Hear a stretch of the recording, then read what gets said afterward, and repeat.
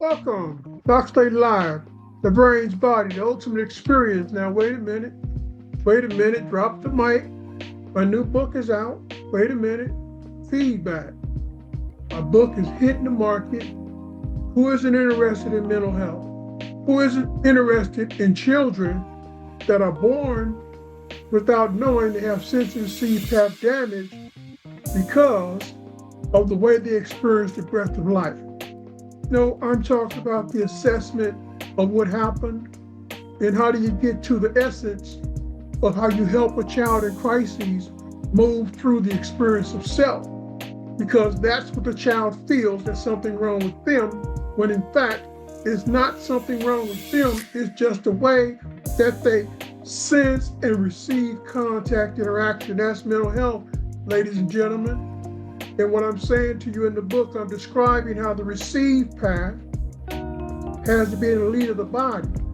And it's all predicated upon whether you are training the child, preparing the child, or organizing the child's sense path in relation to the neural systems of the brain. And what I'm saying to you is, that's why you talk to the brain, not the body. So I'm talking about mental health because you see, when you have a child, it's a lifelong assessment process. Because if a child's in crisis, you want to know what are the limitations of their engagement. You don't want to have a child born and living with you as a time bomb. And I'm saying to you, that's the purpose of education and science, utilized to develop human system science in the best interest of the child's mental health and self-awareness. Because that's what we're talking about along that landscape of interaction in the home, school, neighborhood, workplace, network. Those are the complexities that change a person's trajectory. Because something can happen in the home that impacts a child's performance in school, that sends them into the neighborhood, spiraling into crises, looking for an outlet, and then find themselves displaced from the workplace. And that's mental confusion, especially when you have a brain that functions. This is the crisis itself. Your brain is okay. It's just that you've been sidetracked by the experiences of interaction with other people. I'm saying processing. So when you pick up the book, stop, drop the mic, and listen to what I'm saying to you. You have to assess a child's behavior based on understanding what the brain is doing. And that's what I'm describing inside the book. And that's what the brain body learning system will help you do. So I'm saying this to say, don't get in line, get in front of the line, catch the mic before it hits the floor. Okay? Don't let the mic hit the floor and then crash all the things that you're working on.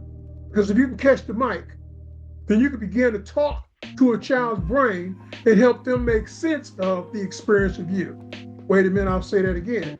Yes, because the child has experienced you. Wait a minute, parent, teacher, coach, the child has to experience you. That's the complexity. What are you giving that child in return that helps them understand the crises that you're moving through in your space and relaying to them as a model?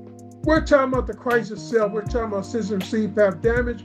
You can be aware of it, you can accept it, or you can ignore it, but we all have mental health issues. And what I'm saying is it stops here because you want to understand how to develop a child's sense of feel for self first. In relation to other people, that is the neural systems connection to self inside the body because the kid is hurting.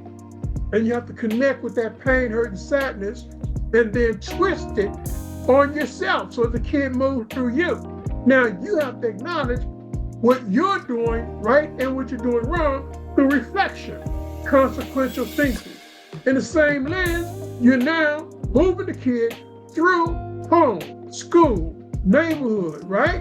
And what are you trying to get them to do? Understand now, at the end of the day, if you are a parent, you want your kid in the university or you want your kid in an independent workspace that provides a level of income over time that provides comfort. If you are a teacher, you want that child to dream of becoming the president. If you are a coach, you want that child to dream of becoming the best athlete academically and socially imaginable. This is what we're talking about, the brain's body. And when you can teach a child that the brain is the body, you hit a home run and you just caught the mic.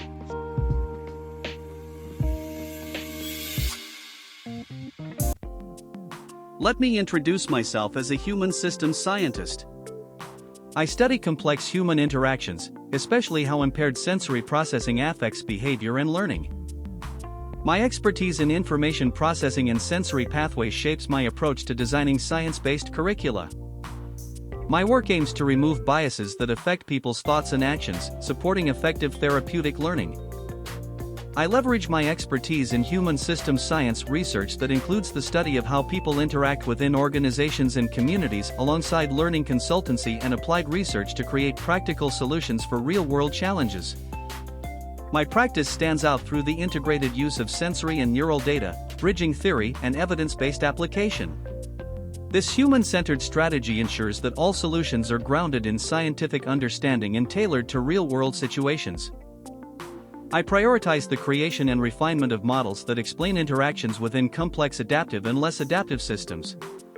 For instance, the brain's body model, authored by me, has provided families in crisis with analytical tools for understanding emotional regulation and learning problems.